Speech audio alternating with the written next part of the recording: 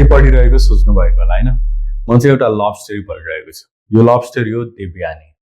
साङ्गेला बुक्सले बजारमा ल्याएको यो उपन्यास बसन्त चौधरीले लेख्नु भएको हो र यो प्रेम उपन्यास हो र अलि भिन्न खालको प्रेम उपन्यास। यो चाहिँ एउटा ट्रायंगुलर लभ स्टोरी हो। यसका मुख्य पात्र दुई नारीहरूको प्रेमको परिबन्धमा फसेका हुन्छन्। एक नारी जसले समाजको नियम बन्धनहरू भन्दा माथि उठेर उनलाई प्रेम गरेकी हुन्छन्, अनि अर्को नारी जसले आफ्ना रहर इच्छाहरू सबै कुरा त्यागेर उनलाई प्रेम गरेकी हुन्छन्। अब ती दुई नारी बीच कसको प्रेम सफल हुन्छ त?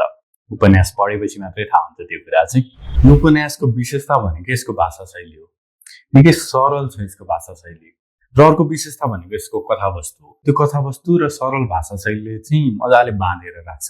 तपाईलाई यो उपन्यास पढ्दा कुनै एउटा मुभी अथवा सिरिज हेरिरहेको जस्तो अनुभव हुन सक्छ। सो बसन्त चौधरीलाई चाहिँ उहाँको यो पहिलो आख्यानको लागि बधाई तथा शुभकामना। र अब तपाईले लभ स्टोरी पढ्ने केही सोचिरहनु भएको छ भने चाहिँ देवयानी तपाईहरुको लागि हुन सक्छ। एकचोटि अवश्य पढ्नु होला र कस्तो लाग्यो तल कमेन्ट गर्नुहोस् है त।